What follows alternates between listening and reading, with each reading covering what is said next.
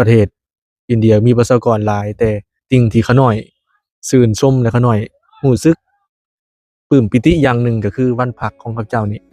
ครูอาจารย์ของเขาเจ้าจะพานักเรียนจะพานักศึกษาเขาเจ้ามาทัศนศึกษาเขาหน่อยคือปลูกผังตั้งแต่ยังน้อยๆปลูกผังเด็กน้อยจากที่ยังน้อยๆขึ้นไปเขาหน่อย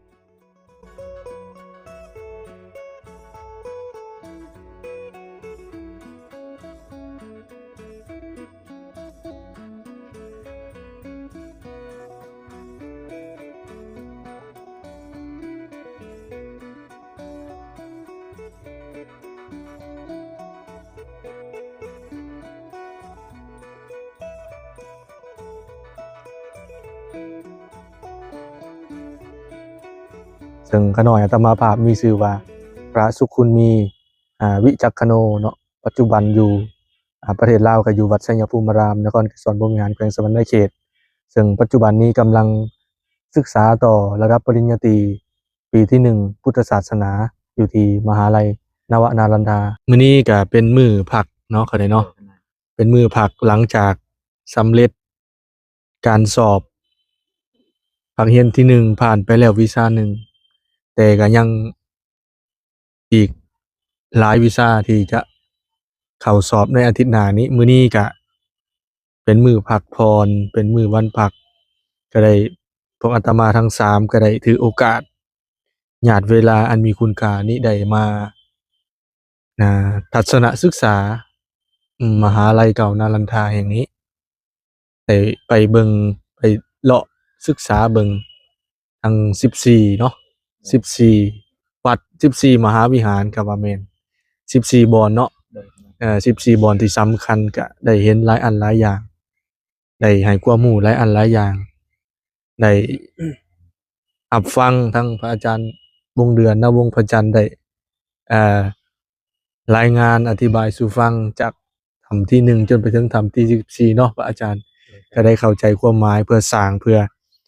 บูชาแด่องค์พระสารีบุตร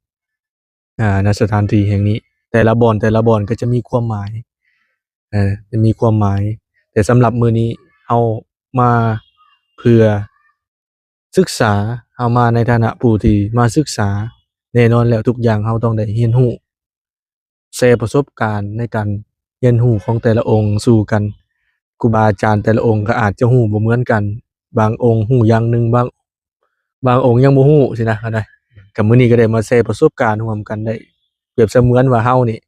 ได้มาลองเรือร่วมกันแสวงหาสิ่งจะเกิดประโยชน์ให้ตนเองร่วมกันบางอย่างอาจเฮาจะยังบ่รู้บางสิ่งก็อาจจะมีผู้เฮาก็มาแชร์ประสบการณ์ร่วมกันอันนี้ถือว่าเป็นโอกาสดีเขาหน่อยเป็นโอกาสดีที่ได้มาเบิ่งมาทัศนศึกษาได้มาเบิ่งวิถีชีวิต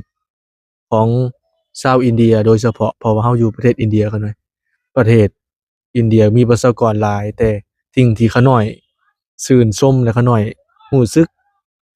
ปลื้มปิติอย่างหนึ่งก็คือวันพักของเขาเจ้านี่ครูอาจารย์ของเขาเจ้าจะพานักเรียนจะพานักศึกษาเขาเจ้ามาทัศนศึกษาเขาหน่อยคือปลูกผังตั้งแต่ยังน้อยๆปลูกผังเด็กน้อยจากที่ยังน้อยๆขึ้นไปเขาหน่อยและบ่เพียงแต่เป็นมหาลัย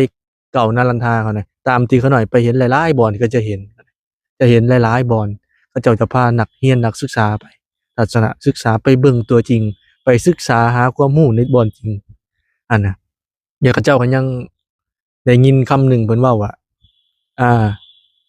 100ทฤษฎียังบ่เท่ามีประสบการณ์ชีวิตจริงครั้งหนึ่งตัวนี้เฮาได้มาเบิ่งจริงอันนี้เฮาก็ได้ประสบการณ์ความรู้จริงๆนี่ดังที่อยู่ทางหลังเฮานี่ก็แม่นมหาวิหารหลังที่2เนาะครับเนาะนัมเบอร์ที่2อันนี้ในแนวแง่ของความคิดของเขาหน่อยมีจังซั่นกันหน่อยก็ที่ผ่านมานี้ก็เป็นการเว้าถึงมหาลัยเก่าประวัติของมหาลัยเก่านารันทาและก็พร้อมด้วยการ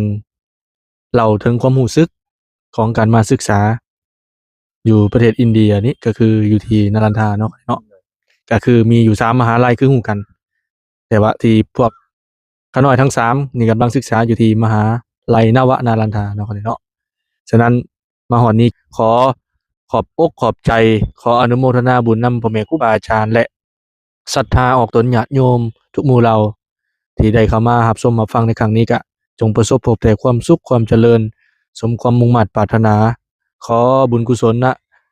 ดินแดนพุทธภูมิที่พวกข้าน้อยอาตมาภาพได้ครับไหว้วันทาสักการะบูชาในทุกบอนทุกที่จงนิมิตดลบันดาลดลกลับไปนิมิตดลบันดาลจิตดลบันดาลใจ